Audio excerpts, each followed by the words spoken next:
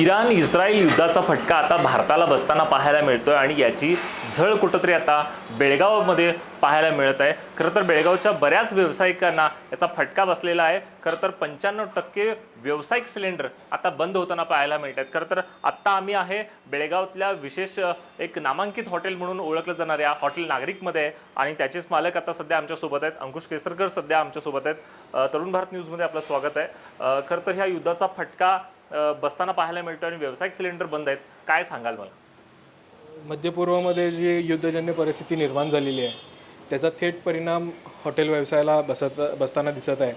गेल्या आठवड्याभरापासून व्यावसायिक सिलेंडरचा तुटवडा आहे असं सांगण्यात येत होतं एजन्सीजकडून, पण कालपासून जवळपास 85% सिलेंडर नाही आहेत असं त्यांच्याकडून सांगण्यात येत आहे।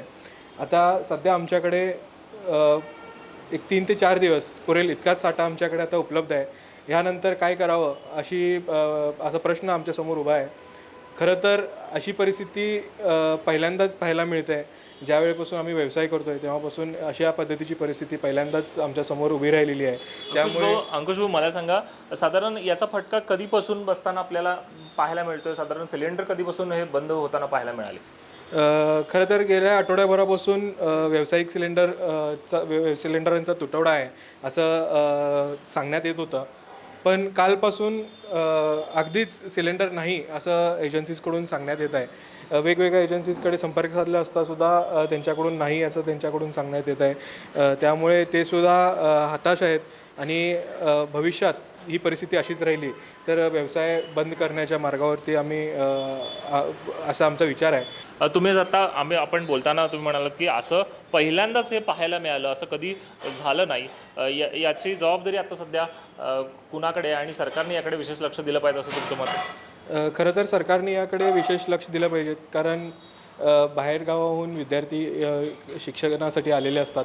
त्यांच्या जेवणाची त्यांच्या खाण्याची व्यवस्था बऱ्याचशा मेस आणि हॉटेल्समधून होत असते। त्यामुळे जे मूलभूत सुविधा असतात त्यापैकी एक हॉटेल त्यापैकी एक आहे। त्यामुळे सरकारने ह्या परिस्थितीकडे लक्ष घालून लवकरात लवकर ही परिस्थिती कशा पद्धतीने निवळेल याकडे सरकारने लक्ष दिलं पाहिजे। साधारण आता घरगुती सिलेंडरचे सध्या काय रेट आहेत?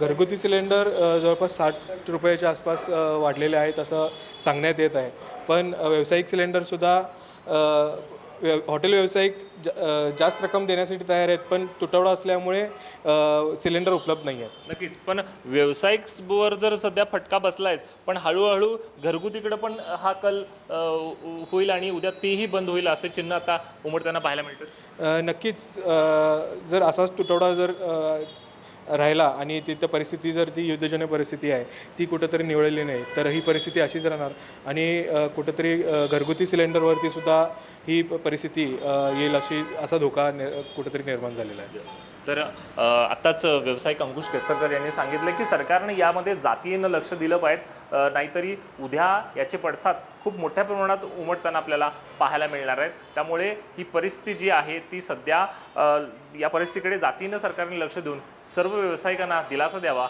असं अंकुश केसरकर यांनी सांगितलेलं आहे। कॅमेरा पर्सन निलेश मोरेसह विजय निंबाळकर, तरुण भारत न्यूज, बेळगाव।